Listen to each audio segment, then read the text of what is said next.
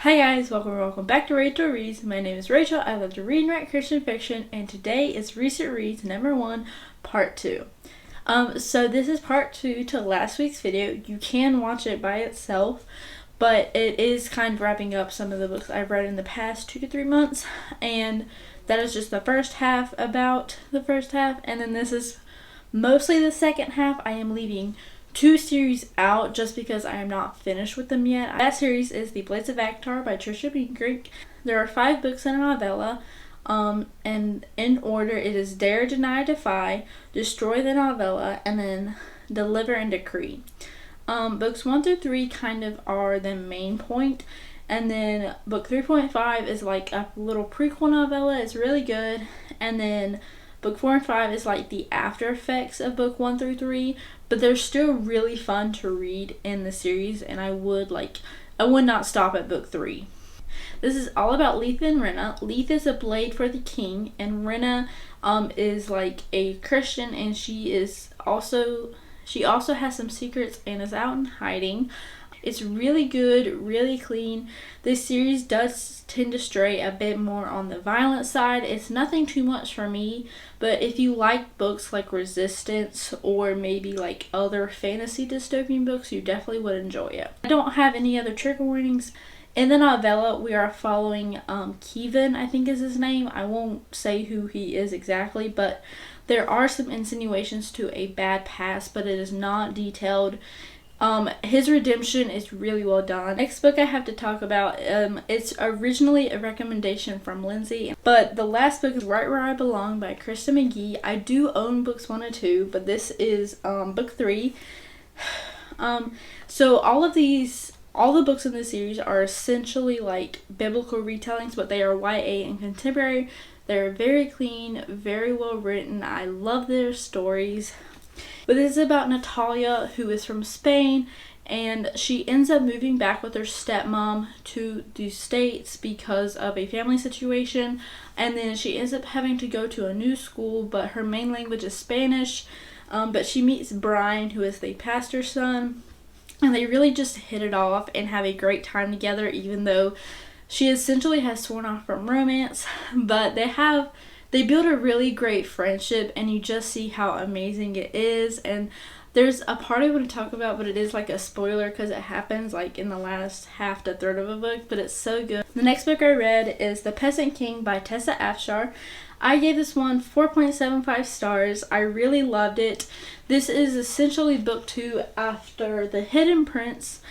This follows Gemma, and I cannot say too much about her because she's very connected to the characters from book 1. In this book, if you watch my February readathon vlog, I talked about this whole like Cave of Feelings rating. This one does have like a small scene, but it's very clean, very well written. Tessa Afshar does a really good job of researching biblical history and then applying it to her books, which is really amazing, and I do recommend this book. I think it's super sweet. It's really clean compared to other books I've read, and I still enjoyed it. The next book I read is a reread, and I know Celestia, I'm pretty sure, recently read it, but that is The Lost Melody by Joanna Davis and Politano. This, technically speaking, is book 2 after Midnight Dance, which you should read first, but this is still really good.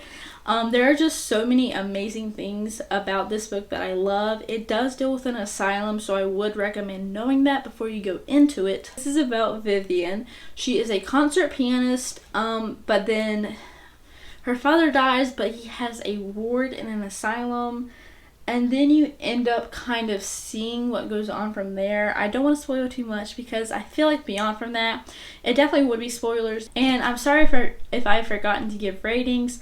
The Blades of Actar, I think all got like either 5 stars or 4.5 stars. Right Where I Belong is 5 stars. The Peasant King was 4.75, and this one is like a 5-star read. It's so good. The next book I read is also a reread, but it's been over 2 years since I have read this book, but it's still an amazing reread, and that is Entwined by Heather Dixon. She's now known as Heather Dixon Walwork, based off some of her more recent books, which I love.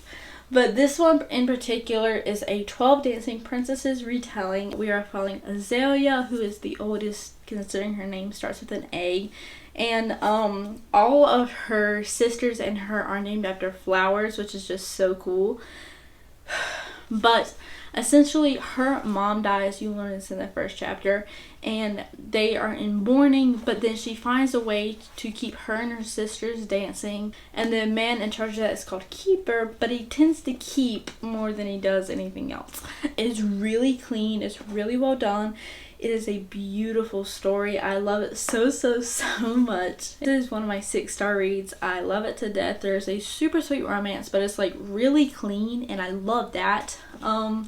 Yeah, there's not much more I can say about it, but I just love it and I wish people would read it. The only warning I would put out is that there is magic in this book, but in my personal opinion, I would compare it to like the original Beauty and the Beast, the animated one.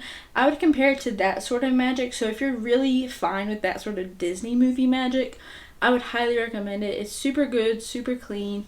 Like I've said so many times, it's one of my all-time favorites. Next book I have to talk about is To Crack a Soldier by Sarah Barron. I think that's how you say her name, I'm not for sure. I gave this one 4.25 stars. It was really good, and it is a Nutcracker retelling. It's one of the books I read for the February readathon. This is a Nutcracker retelling, and it has a lot of great musical elements, which I love seeing, and there are just some beautiful moments in here. There's a very light allegory, but it's just really clean. Besides that, there is like a Cave of Feelings scene in here. It is really clean, like I said, compared to other books. But I do want to put that out there. I love the female. I cannot think of her name. Nothing was told from her perspective, which is fine. But she was probably my favorite character. She was just very like sunny and happy and bright. And I just love seeing that. And it was super sweet. I would recommend it if you're looking for like the clean side of fairy tale retellings. The last book I read is To Destroy an Illusion by Kendra E. Arnett. I gave this one 4.25 as well. I was really enjoying this book at first for like the first maybe 75% I want to say, at least up to that part. And then something was revealed at the end that I was like disappointed about. I definitely saw why it happened, but it still kind of like hurt more than I expected. And it was like a little bit confusing, but like you definitely could figure out what was going on once everything was revealed. And I still really enjoyed it. I would recommend it, and I really want to pick up more of this author's books. The trilogy I'm finishing up is the Weaver Trilogy by Lindsay A. Franklin. I am 27 pages into it, and I'm still really enjoying it. There is a character I would like to, just in the face. I'm not saying I'm going to, but like, he's being frustrating. Thankfully, Tanny, our main character, has punched him. You go, girl. But it's just like frustrating, and I know it's gonna work out. It has to work out for so many reasons, but it's good. I am enjoying it.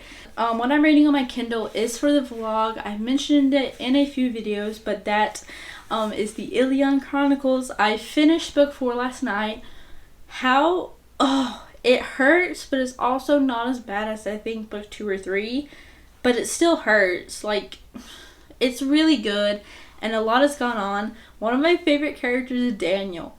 For those of y'all who've read the series, I'm pretty sure Celestia and Reese has. I don't know who else has, but for those of y'all who've read it, Daniel is just amazing, and I love him. Overall, the series has been really good. The main point I love is the faith content, because we are in like a fantasy series where every single character is in danger all the time.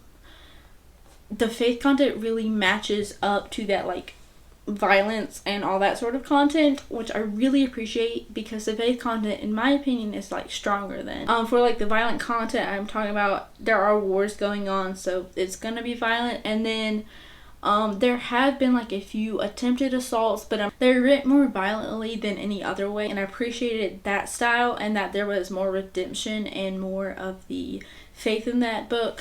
And then in the last book before, there was like an unwanted kiss, but like obviously it was resolved. It was handled very cleanly. I really appreciate the way Miss Knight like writes these books, and they are so clean and just so faith focused that it kind of like overwrites everything, which is what God does. He like overwrites all our sins and mistakes, which is just amazing. And in my Bible, I'm still in kind of like the minor prophets, I want to say, and we're kind of slowly wrapping it up. I'll be hitting the New Testament soon, which is obviously exciting.